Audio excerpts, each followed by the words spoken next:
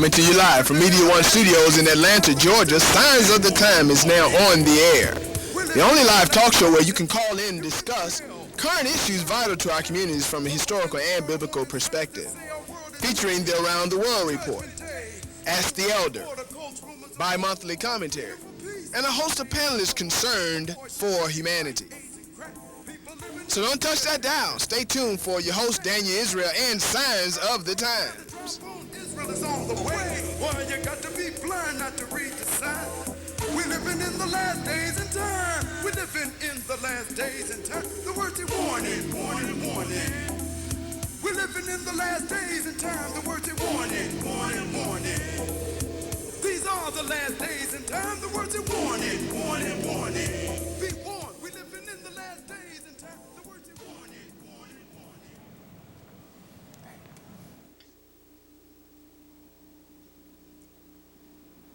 Hi, and welcome to Signs of the Times. I'm your host, Daniel Israel. This program is designed to serve as a forum for discussion of social, economic, and political conditions of the world and local community. Panelists that appear on Signs of the Times are individuals who, despite their diversity, have a common bond which links them together, and that is their study of history and their concern for humanity. Just a programming note, November the 2nd, on a Sunday, November the 2nd, beginning at 5 p.m., this program will be aired, or we do a live remote from NCCI 3711 North Decatur Road. Once again, beginning at 5 p.m. That's in Clarkston, Georgia. And for more information, you can call 404-299-7200. That's 404-299-7200. Topic for discussion would be mystery of the coming millennium. Will the oppressed rule over their oppressor? And that program will feature the elder priest of the New Covenant Congregation of Israel, YaChov ben Israel. So we ask that you tell your friends and relatives to come out and join us in this momentous event. Refreshments will be served, so by all means come out and join with us. That's Sunday, November 2nd, beginning at 5 p.m. And also there will be a special exhibit on display of informational materials and posters and so forth that have appeared on this program over the years. So we invite you out to take part in this event and come out and celebrate with us. Tonight we're going to be dealing with an issue that's somewhat very sensitive as other topics that we've discussed on this program. But considering we're in the winter time of the year, or the fall of the year, latter fall, early winter, there are holy days and holidays that are upon us, times that of reflection for many people, and for others there are times of joy and frolicking. So tonight we're going to discuss these issues, and we have with us David Israel and the elder priest of the New Covenant Congregation of Israel, YaChov ben Israel. Welcome. Shalom. Thank you. Holidays versus holy days.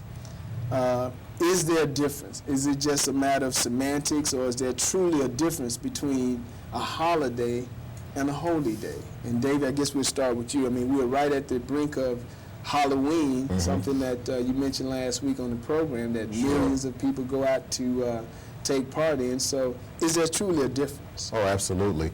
Having celebrated holidays and holy days, I can truly say that there's definitely a difference. We just passed the Day of Atonement, which is the most important holy day. Well, I shouldn't say most important, but one of the most solemn holy days of the year. And it was a day in which we were commissioned to do certain things, and the Bible set up a specific way in which we were to celebrate these things. And I was having a conversation with somebody, and I basically told her exactly why we did these things, and she just couldn't understand why. But then I asked her, well, why do you celebrate things like Halloween? Right. And it was interesting because she had no answer. And back in years back, I had no answer either why I would celebrate these things. Right. So it's important to find out just why these things are celebrated, so that we can make a conscious choice to know if we should even be dealing with these types of things. They say that ignorance of the law is no excuse when you get in court. If you try and say that you didn't realize that you were speeding, or you didn't know that there was a stop sign back there, but yet and still people seem to feel that they can be ignorant of God's laws and that they don't pertain to them. So I think there's definitely a difference between holidays and holy days, one in general, and definitely in each day in particular. Well, tell us a little bit about All Hallows Eve or Halloween. Okay. Halloween was set up many years, hundreds of years ago. It was started as a pagan festival, a tribute to a Druid or Celtic god, and the Druids and the Celtics, so that we don't lose anybody, or the people who now inhabit the lands of Great Britain and Ireland. And those people celebrated a time of the year when they felt that the sun was at its waning or it's going away around the time of the winter solstice. And it was basically a sun worship that was set up to uphold the dead. Right. At that time, they felt that the dead were actually allowed to come back from the other side, as they thought it was, and walk the earth. So in an effort to confuse the ghouls, right, they began dressing up as ghouls themselves, taking animal skins and fruit and cutting them out and putting them on their heads and around their bodies, so that when these spirits walked the earth, they would not come back and do cruel or foul things to them. So it was a celebration of death in essence, because their main concern was paying tribute to Samhain, who was just a god of somebody's imagination. Well, what do you say to a mother, father, or parents that have been celebrating this holiday for many, many years? They continue just mechanically to buy their children costumes and things of that sort. I mean, what do you say to them to wean them away from this farce, if you will? Well, I mean, that's a difficult question, because to wean somebody away from that, there has to be a desire for them to leave these things. People like to always say that pagan festivals, which we are still celebrating today, over 1,000 years later, are beneficial for the children. And I would dare say that in today's society, the children are getting away from us because of the way that we're dealing with them, because we're dealing with them dishonestly, because we're upholding things that have no merit, in which we cannot uphold. If they ask us questions about why, we don't have any answers. It's just ritualistic. It has, no basis other than to say we do it because we do it. So when you think about why you would want to continue to do it, as anything, we should do things in knowledge. We should know why we're doing something before we continue to do it, because ignorance will definitely lead you into dire straits. Elder, of course, this being the latter part of the year, and we know that they're, considering we're talking about holy days and holidays, David just brought to our attention about All Hallows Eve. What about the holy days that are commemorated or celebrated during this time of the year? What are some of the holy days? Well, Yahweh gave us 7 holy days that He told us in Leviticus 23rd chapter and in Numbers 10 that we were going to keep these things forever throughout our generations and all of our dwellings. But what the church did was, the church said, well, hey, we're not under law, we're under grace, so we don't have to deal with that no more. So what the church did was this. The church came in and got rid of God's holy days and instituted holidays such as All Hallows Eve, Christmas, Easter, and so forth. And when you when you really look up the history of these things, you find out that these were all pagan festivals. And today, when you look at what happens in the time of year they come, they really help diffuse the economy quite a bit, especially Christmas, Easter, and All Hallows Eve. This is the time when you have to go out and spend the money on costumes and dresses and so forth. They used to have another one they used to celebrate, but they don't do it as much as they used to. May Day. That was another day, a pagan holiday that they had set up. But see, These were days that they set up so they can have fun, and get drunk, whatever else they want to do, on those days. Everything went on those days. But even take Christmas, for instance. We say, well, it's for the children. But then, if you don't buy that sister, your wife a present or something, your husband a present, then you might hear some flack behind that. But it's really not for the children. What it is, it's a pagan ritual that was set up in honor of the sun. This is when the sun was furthest away from the earth, and they would pray to the sun and so forth and so on for the sun to come back. These were things that they got basically from when one country captured another country, like when the Europeans came in and captured the Africans was off in the sun worship, then the Europeans went on and added that to theirs, and we end up with all of the gods of and pagan rituals of today wrapped up in one neat ball to us. But see, all of these things were contrary to what Yahweh told us to keep.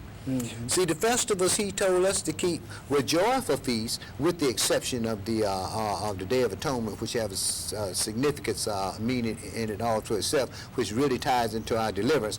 But the holy days that God gave us were times of rejoicing. They had some very specific meanings, like Passover, the passing over of your sins, coming under the blood of the Messiah. Then you had the Feast of Unleavened Bread, which was came the day after Passover. Then the Feast of First Fruits. And the Feast of First Fruits was when Christ was resurrected, the first fruits to God. You see, he was manifest. He was a brand new creature. It was the flesh being made manifest into a God. Yeah. And then after Passover, unleavened bread, and the Feast of First Fruits, we went into a feast that came up later, was called Pentecost, when the Spirit was poured out. All of these things had significant tie-ups with the Creator of all things.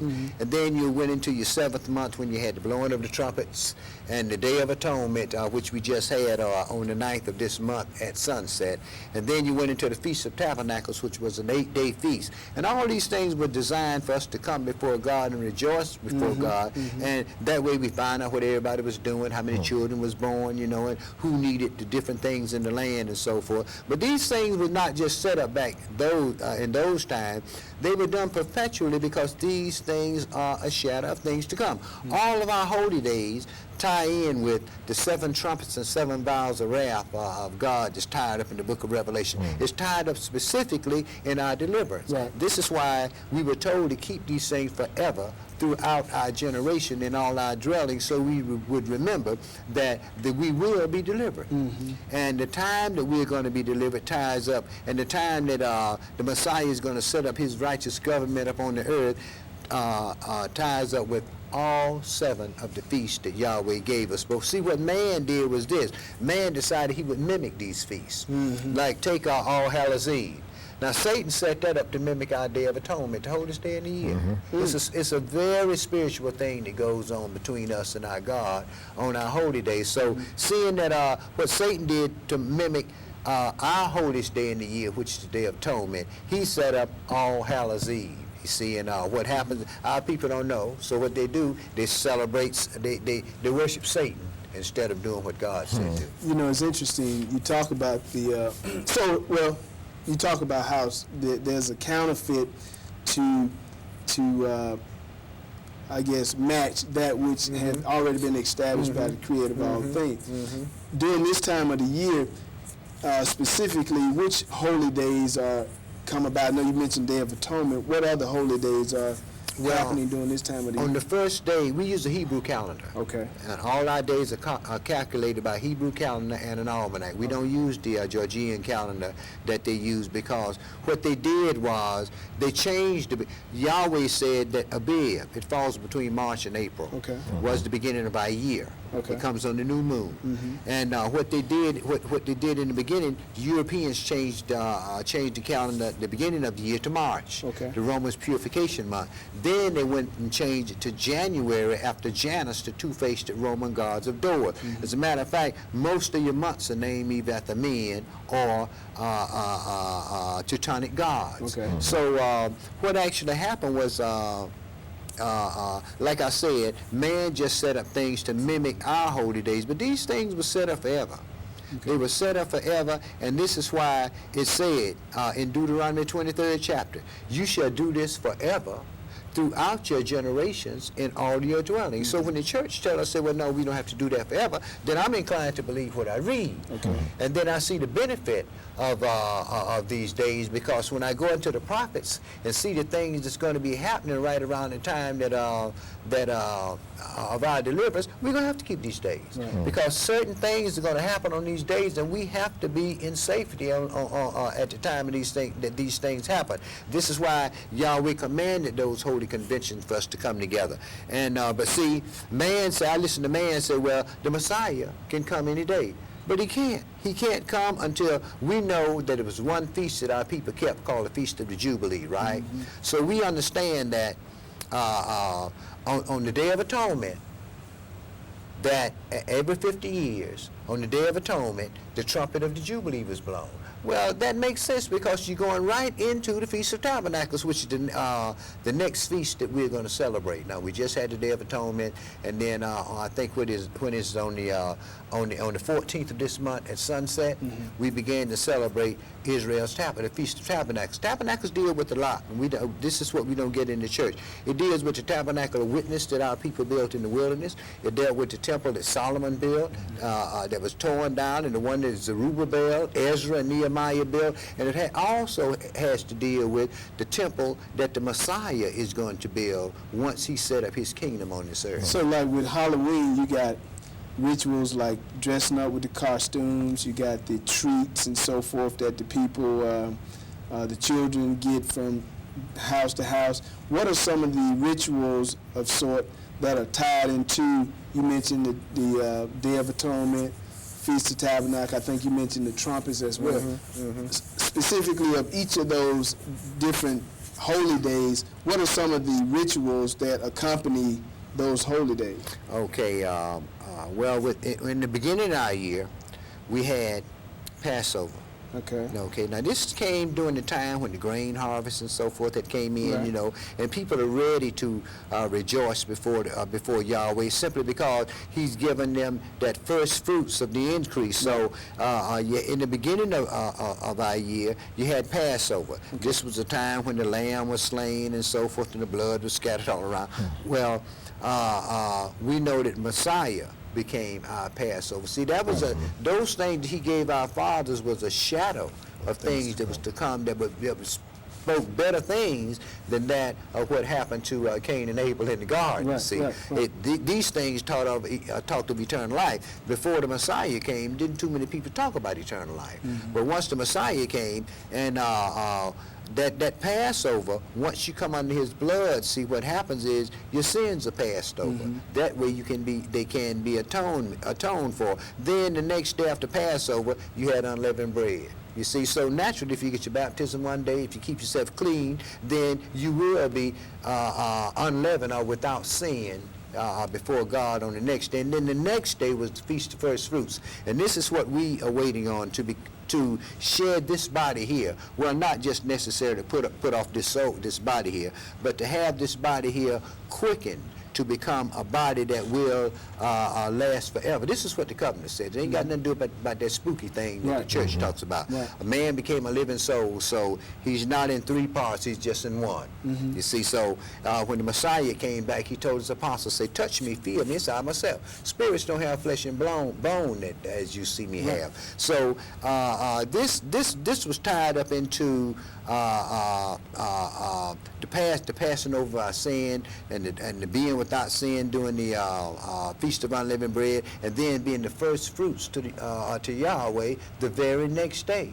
You see, so and then after that, 50 days later, that's when the Spirit was given out. Now, when you check the time that the prophets say that we're going to leave here in America, 40 days after we get out of here, America's going to fall. So that means that we have 10 days to get into the heart of the wilderness, right? Because Yahweh said he's going to purge out the rebels, right? So all this ties up with, he said he's going to raise up David as the commander. All this ties up with him pouring out that Spirit on that remnant that's going to have, of the house of Judah, that's going to have to go into Jerusalem and take that city from the Israelis. And this is what's going to provoke the Messiah to come once we get in that city. And then the next next feast that we had after that came in the 7th month. Okay. After Pentecost came in the 7th month. This is when you had the Feast of Blowing of the Trumpets. The 7 trumpets that's in Revelations, and which correlates with the 7 vials of wrath. And it also deals with those 7 trumpets. Also deals with the trumpets that's going to be blown in Joel when the Lord blows the trumpet, because he said in Isaiah a great trumpet was going to be blown, and you're going to be gathered one by one, you children of Israel. See, all these things were tied up with things that Yahweh told our priests to do. So you make these trumpets out of silver, and told them how to blow the trumpets and who's supposed to move when the trumpets blow certain ways. Yeah. And it's the same thing that's going to be set up. As a matter of fact, people used to have a song that they used to sing, Where Shall I Be When the First Trumpet Sounds? Right, right. It's one of those Negro spirits. And the trumpets that they were talking about has to deal with the trumpets that we just celebrated, which would lead into the great atoning for all the sin that was on the earth when Yahweh killed off all that army at Megiddo at the Battle of Armageddon, and that naturally would go into the ending of Tabernacles, which would be the ending of our silver year, our agricultural year rather, and the beginning of our silver year, the time that we sit down and we map out things that's going to be done during the year and so forth and so on, and that will last up until Passover again. Let me hold you there. Let me go to the phones and then we'll come back, because what I want to try to get you to speak to is, if I'm of conscience and I'm attending a Hebrew congregation or Israelite congregation, what are some of the, I mean, like on the Passover, I know there's an issue of washing feet and that kind of thing. And you talked about how they sprinkle the blood over the door. But on the days of the trumpets, for instance, the Day of Atonement, what kind of things am I as an individual doing as part of a ritual that has been passed down by our fathers? But let's go to the phones. Caller, go ahead and state your name, please. Go ahead, caller. I guess we held that caller a little too long. But for instance, I know the Day of Atonement, you hear a lot of people talking about atoning and that kind of thing. Isn't there like a fast or something associated with Day of Atonement? The Day of Atonement is the only day in the year that's given to us actually to fast by law. I mean, natural people fast during the week when they're trying to keep in tune with the Creator, trying to find out things they need in their studies. Naturally, you're going to fast then. But this is the Day of Atonement is the only commanded fast that we have. And the reason for it is to do what? To afflict your souls. And he told us from the 9th day in the month at evening, at the going down of the sun, the 9th day of the 7th month, you shall afflict your soul until the 9th day of the 8th month. Okay. I mean the 9th day of the 10th day of the 7th month. Right. And that would what this does is it shows that you are giving up a sacrifice so that you can receive the spiritual things of God. And it's going to be the same thing that's going to be set up out in the wilderness. Once the Day of Atonement comes, you will have given up a great sacrifice in order just to be there at that time, because it's going to come a time when everything that we got to give back to God. We got to stand up and do what's got to be done. And this is what this one world order is coming together for. It's all designed to push us in not only keeping God's holy days, which is included in His law, but keeping all of the laws of God. Now, usually, Excuse me, I think we got a call. Caller, go ahead, state your name, please.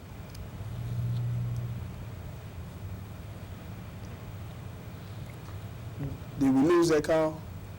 Hello? Yes, go ahead, caller. We need you to speak right into your telephone. Hello, this is Saul. Can we bring the call up just a tad? Can you hear me? Can you hear me? Just barely, sir. Go ahead and try it. Okay, I just want to tell you how much I appreciate your show. Okay. I'm not much of a sports fan, and tonight the TV is just littered with baseball and football and such and all other kinds of violent behavior, and I really appreciate that you have this opportunity. I have an opportunity to speak on your television show. I would like to make a comment about a gentleman that you had on last week. No, a nice white gentleman who yeah, made a excuse me, comment sir. that disturbed me a little bit. Excuse me, He sir. said that Sir, can we bring him down just for a second? Let me explain something. Sir, what we're talking about tonight is holy days versus holidays.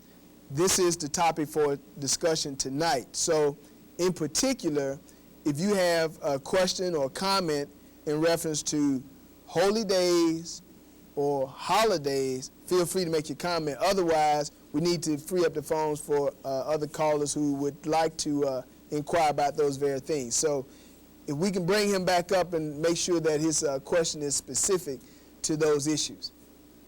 We appreciate your call, though. Do we have that caller back? Yes. Hello, this is Saul. I would like to make a comment on Okay. holy days and holidays, but I just want Go to ahead, bring Dave. up one thing because I tried to call last week, but I called in too late, and I was told last week that I'd get a chance. An absolute amazing recounting of the holy days that we are supposed to be keeping. And it's funny because as you start to look at the holidays that most people keep and what they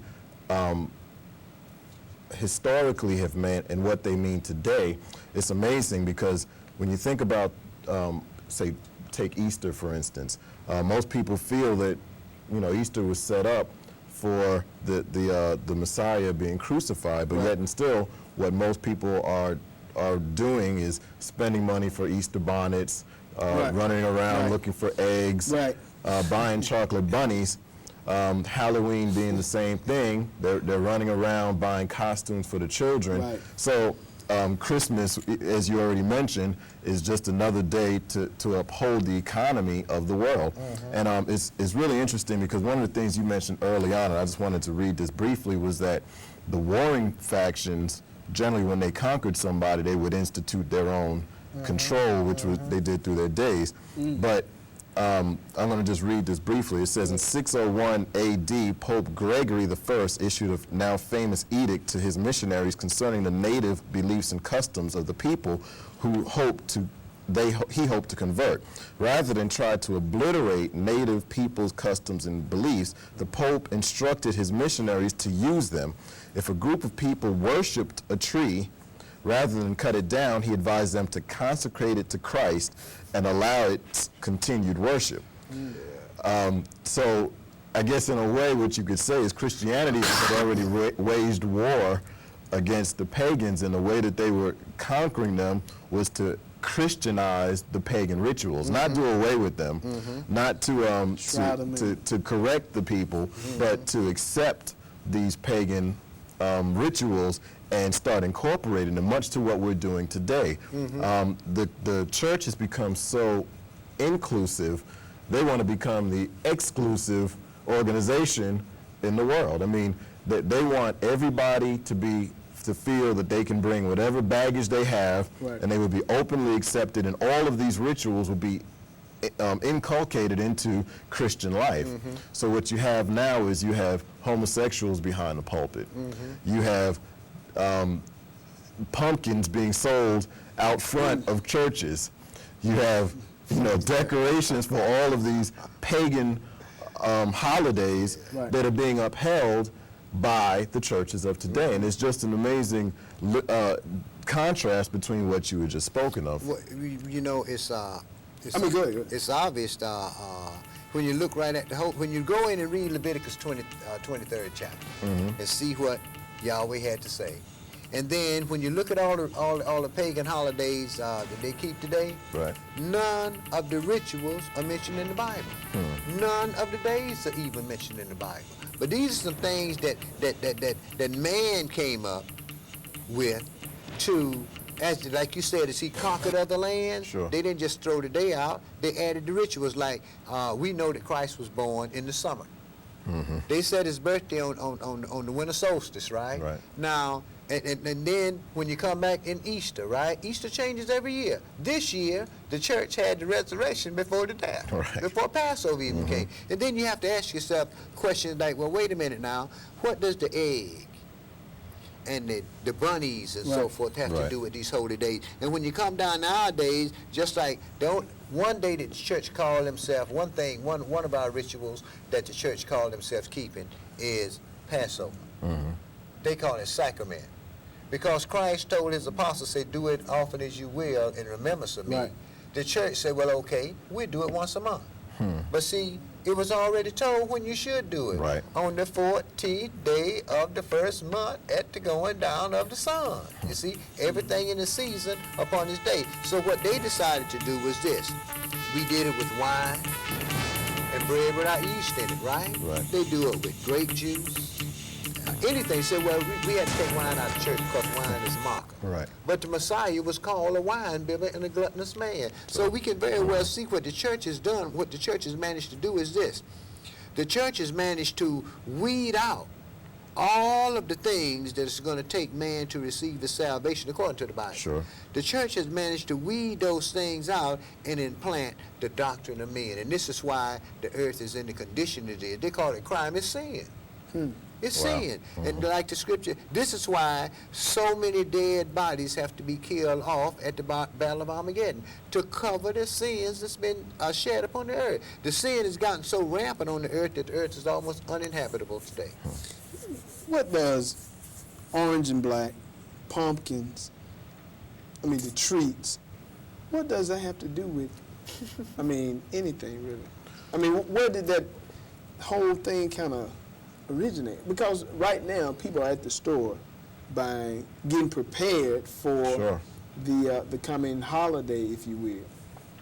Well, what they did was, in order to keep the spirits that I spoke about, the evil spirits from troubling them, they put out food and treats to kind of appease the spirits so that if they did come into the household, they would have something good to eat and I guess forget about bothering people. Kind of like Santa But Claus. the black part is interesting because you mentioned that, and that has a lot to do with the Satan worship and witchcraft. Because what you find is that the essence of witchcraft, being the black cat and the black hat and whatnot, is all wrapped up in that same kind of ritual that Halloween is well noted for. And even bobbing for apples comes from the desire to be able to get good luck by doing something that is, I guess, a show of some sort of an intervention by some god or something. Go ahead. I was just thinking about, he was talking about the Easter and that whole thing, how it's associated with treats Right. and certain colors, and even in the school system, you see these things happening every year.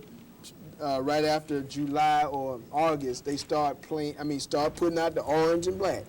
Toward the after the turn of the year in January, they start putting out the yellow and all of the bright colors, getting prepared for this Easter celebration. Sooner or later, we're going to see the green and the red come out for Christmas. Well, you said sooner or later. I actually saw some Christmas decorations up in August, so.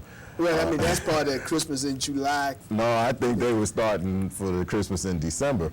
But it has to do with infertility and fertility rites and rituals that were taking place. The elder asked about what did bunnies and eggs have to do with Easter, and it just has to do with the egg being a symbol of fertility and the bunnies also being a symbol of fertility. It's interesting, I had a conversation with somebody and mentioned rabbit test, which was something that they used to do when they were testing women to see if they were pregnant. It's not something they're commonly doing, and she had never heard of that, but yet and still, rabbits are looked at as very fertile animals. Once a rabbit has babies, he has hundreds of babies. Right. Well, we'll pick back up on this conversation. Tonight we're talking about holidays versus holy days, and we'll be right back after the Around the World Report.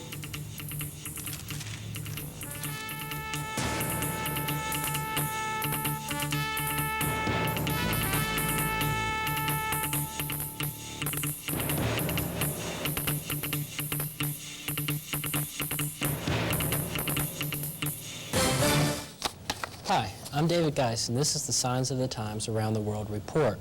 Tonight's top story, monetary union in Europe is still on track. A report on the condition of the European economy by the European Commission will announce on Tuesday that the European Union is entering a period of faster growth that will help cut government deficits in time for economic and monetary union, or EMU. Bundesbank Council member Ernest Weltke said on Monday that he saw no reason to delay Europe's economic and monetary union project and that a postponement could put the whole project at risk. The fiscal fitness required to join the new currency is no light matter. Last week, the Italian government collapsed. That's right, collapsed, when it could not balance the budget to meet the EMU launch requirements. European countries that want to join the monetary union in 1999 have to meet targets spelled out in the Maastricht Treaty on inflation and exchange rates, interest rates, public debt, and public deficits. Amid speculation that the Italian lira would not make the first round of the euro launch, the Vatican announced that it would be switching to the euro as its currency in 1999, so the church budget would not be in danger. Historically, the Vatican currency has been tied to the lira. Ellen to the world, we want your children. Ellen DeGeneres is threatening to leave her sitcom because ABC labeled her show as containing adult content. The show depicts homosexuals heading toward the bedroom arm in arm, presumably to have sex. Her problem with the label is that DeGeneres considers the activity normal and wants kids to see it so they can receive her message that homosexuality is normal and acceptable. In her logic, labeling the show adult fails to send children her message where she thinks it's needed most. Woe to them who call evil good and good evil. The abominable sin of homosexuality has brought down many societies, including Sodom, Greece, Rome, and others. Impressionable children are the main targets. Satan's traps often focus on children. Other examples of this include Halloween, Easter, Christmas, cartoons, and video games. Hurricane Pauline hit Mexico this week, killing hundreds and leaving a massive cleanup operation for which Mexico is ill-equipped. Also, an earthquake hit Greece this week. The environmental story of the decade, El Nino, continues to increase, affecting all levels of the food chain in the oceans. Crowds worship idols in Cuba, Brazil, and Conyers. A statue of the Virgin of Charity was carried through the streets of Cuba in preparation for the upcoming papal visit, although such processions are outlawed under the Castro regime. One young soldier was killed in the violence that ensued. Crowds struggled to get a glimpse of the graven image. In Brazil, as many as 1 million pilgrims paid homage to an image of the Virgin Mary in an annual festival. And in Conyers, Georgia, the lying wonders also abound with a new message that arrived today. A Michigan woman is taking on Merriam-Webster's. She wants Webster's to drop the so-called N-word from the dictionary. I think people are really surprised to see it's in the dictionary in 1997, said Miss Delphine Abraham, age 37. I don't want my nieces and nephews thinking they're niggers because it's printed that way in the Webster's dictionary, Mrs. Abraham said. In Merriam-Webster's most recent edition, a paragraph was added saying that nigger, although used by writers such as Mark Twain, Joseph Conrad, and Charles Dickens, now ranks as perhaps the most offensive and inflammatory racial slur in English. Iraq says that the U.S. military buildup is, quote-unquote, laughable. An aircraft carrier battle group led by the USS Nimitz arrived today in the Persian Gulf, one day after Iran launched major military maneuvers in the strategic waterway. On Saturday, the Iranian Navy started 10 days of war games, which state-run Tehran television said were meant to display Iran's capability and increasing strength in the face of the onslaught of foreigners. And finally, the UN criticizes the U.S. justice system. A UN panel has determined that the U.S. judicial process is biased. An organizer of the study said that in many U.S. trials that led to death sentences, the defendants did not have the international guarantees for a fair trial. The study reported that blacks are more likely to receive the death penalty than whites for the same crimes. Remember, as always, treaty law can override even constitutional law. That's been the Around the World report for tonight, and now back to our regular program.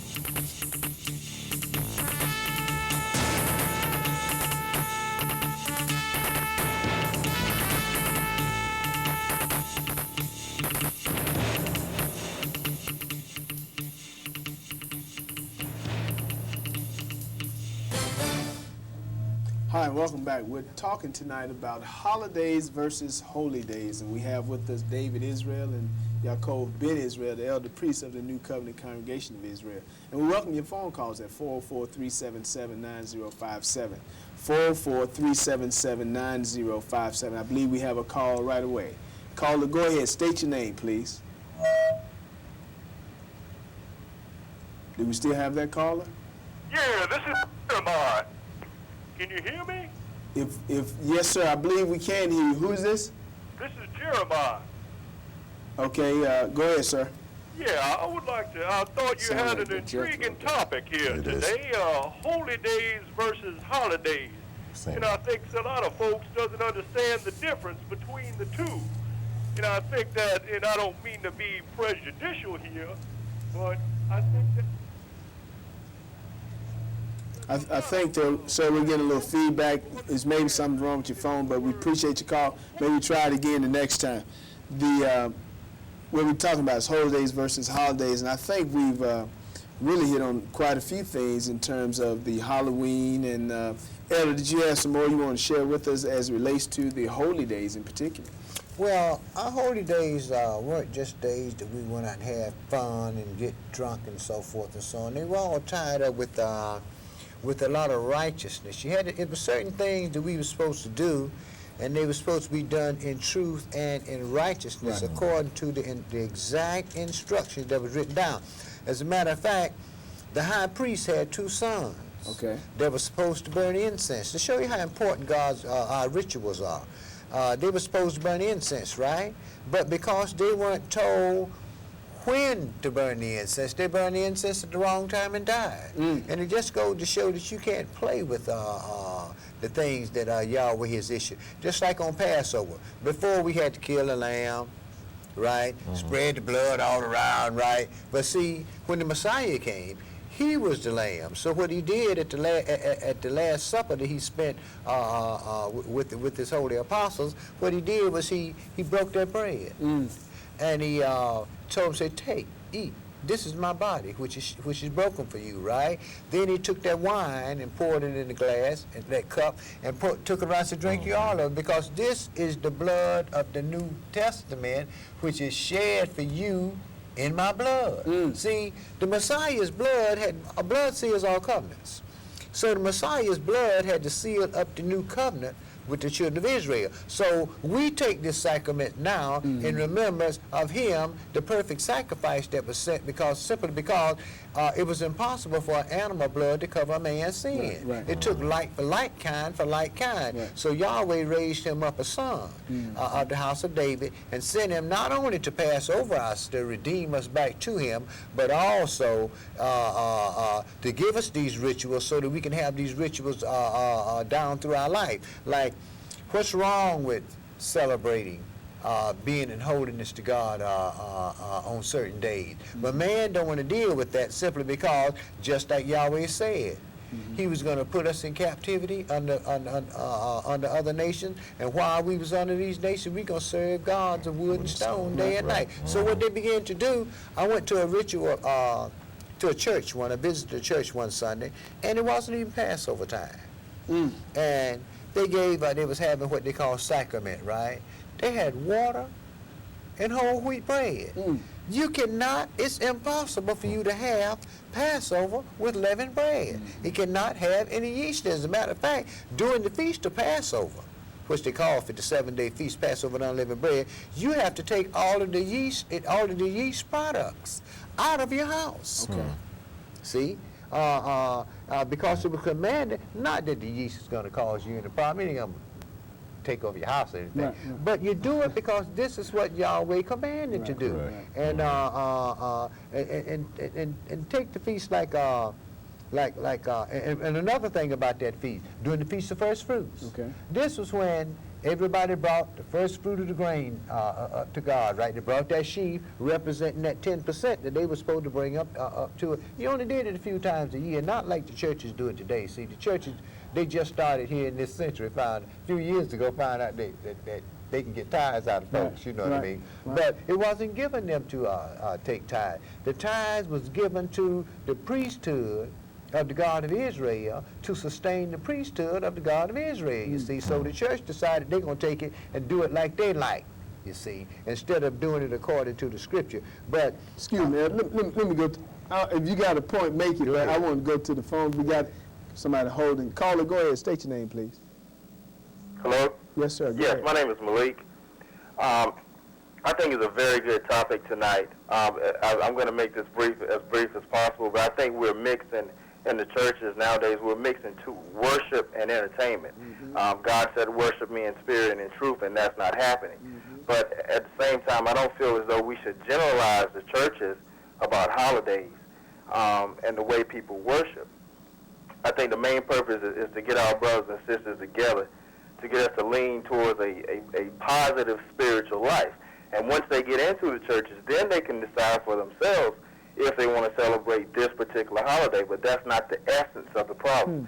And there are more don'ts in religion than do's. A lot of brothers and sisters they just don't want to get into religion or get Christ or God or whoever they worship, that higher being, in their life, because there are so many different things that are bothering. Right. And I think we're just finding too many faults in church. And like I said, my point is we need to try to get our brothers and sisters, to get that spiritual life. And without that, that's how I feel we have too many problems. And this is my last thing I'm going to say.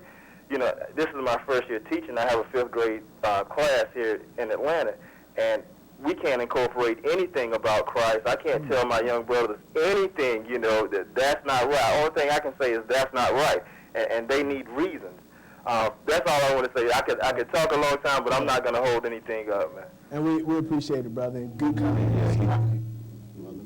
go ahead. Yeah, I know you got something to say, but he said something that's really important, and that was that he understands that there needs to be that spirituality, but he didn't say that spirituality is the framework of it is written down in the Bible. I mean, it's not enough to just go to the churches, because not all the churches are feeding the people the way they need to be fed. A lot of them are incorporating a lot of personal and unsubstantiated things in what they're teaching, especially the way that you mentioned in your class. It's interesting that you can't mention Christ, but you can sure uphold all of these pagan rituals that we were talking about. But you can have a moment of silence. And I bet you that y'all are going to have a Halloween party and a Christmas party. Y'all are going to do Easter, which upholds the god Astra, which is a pagan god. All of these things are upheld in our school systems, but yet and still, we think that it's still of our own personal discretion as to whether or not we can achieve righteousness, and the righteousness has already been laid out for us. Okay, we got another call. Caller, go ahead. State your name, please. Hello? Yes, sir. Go ahead. Hi, hello? Go ahead, sir. Yes, I'm Wendell Cooper, and I just have a question about Halloween. Sure. A friend of mine has said that Halloween meant to wean the devil from holiness. I was just wondering, was there any truth to that? Thank you for your call, sir. little cliche of sorts. Yeah, to the writer of many books says. I heard ego means edge God out. So Yeah, I heard. But one thing the brother mentioned, the earlier caller, he talked about religion, and it seems that many people have gotten hooked to religion and have just distanced themselves from whatever their particular culture is, the culture of their ancestors. And that's the problem. I think too many of us are playing church and getting caught up in religion, and we're leaving culture behind. Right. Well, see, now when the Gentiles first came over here and set up this country, my country, 'tis of thee, sweet land of liberty, right? Now, once they set up these things, man, they had Christ in the school.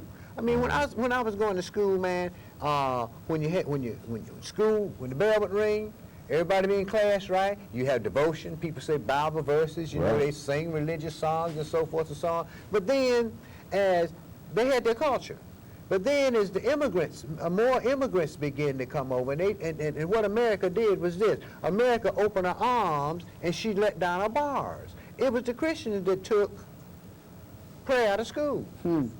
you see. They put it in there, so they took it out. They didn't want to offend other people of ethnic groups. So what this has had a tendency to do is, when you say you're in America now, it's a lot of things you saying. There used to be when you said you was American, you know, apple pie and ice cream, you know what I mean, right down the middle, you know. But now, so many cultures have come in that what the governmental system has done was just mixed all of these cultures together, and they have a melting pot, brother. Let me tell you something. There's a huge movement in America to get this thing rectified, because people don't know what it is to be an American citizen anymore. You can go down and look at what they call it, the immigration. Okay.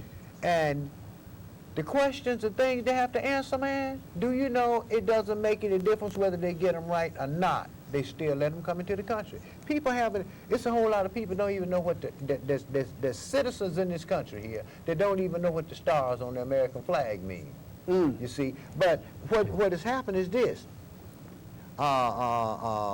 Man has just decided, well, what we're going to do is this. We're going to just have a fusion of cultures together, and whatever come out of that, then it's going to.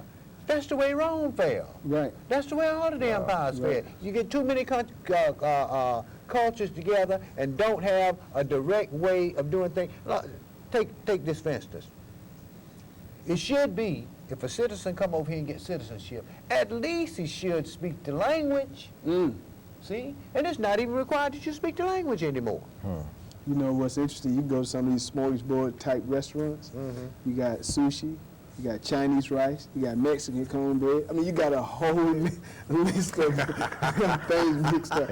Let's go back. Yeah, let's go back to the phones. Caller, go ahead. State your name, please. Yeah, this is Jonathan. Go ahead, sir. You hear me all right? Yes, sir. Go ahead, sir. Okay, I like today's topic is holidays versus holy days. Absolutely. I think that it's an important distinction that a lot of people don't understand today. What is the distinction? The difference between the two. What is the difference?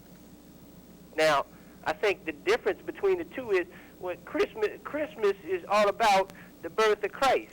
Now, too many people think that Christmas, and I don't mean anything by this, Christmas ain't about some big honky coming down the chimney. Okay. You see what I'm saying? Let me ask you a question. It's about being together with your family. Let me ask you a question. Name a holy day and tell me what that holy day is all about in comparison to, you mentioned Christmas, you said it's pagan or it has nothing to do with any real, it has no real significance. What's a holy day that you know of that has some significance? Tell me what I'm on. I guess we lost that call. We only have about 3 minutes left. Anybody want to speak to it? Or anybody want to make a comment about this holy days and holidays? Because we only got about 3 minutes left and give you a chance to present some closing comments. Just very basically what I said before. It's good that people would take the time and start to understand exactly what it is they're participating in.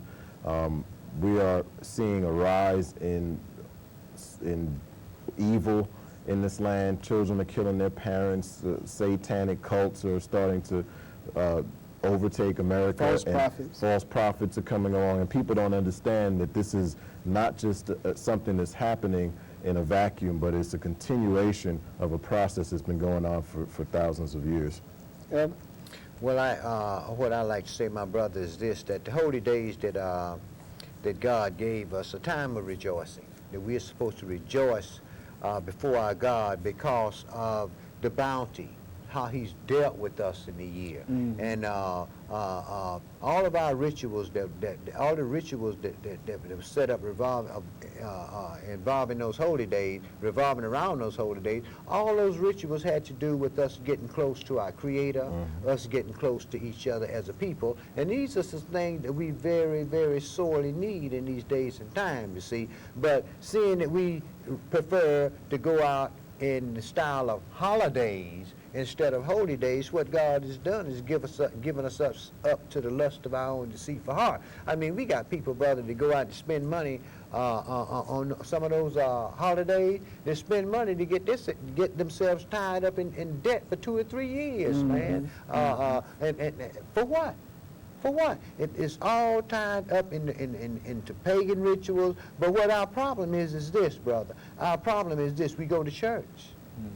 We go to church to be entertained. Right. Like the brother said, we do not go to church to study this book to find out what we need to do, because everybody want to do the thing like they want to do it, Right. and it's not gonna work. We got about 30 seconds. God destroyed a whole nation of people simply because we didn't teach this thing to the earth. But it's going to be set up again by the Messiah, and everybody, then we will teach it to the earth, and everybody who don't deal with it will be destroyed according to the Bible. Well, that's our show for this evening. I hope you learned something from our discussion, and we always welcome your calls.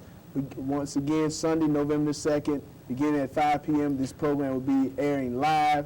We'll have a live remote broadcast located at 3711 North Decatur Road, Suite 104, Clarkston, Georgia. Hopefully see you there.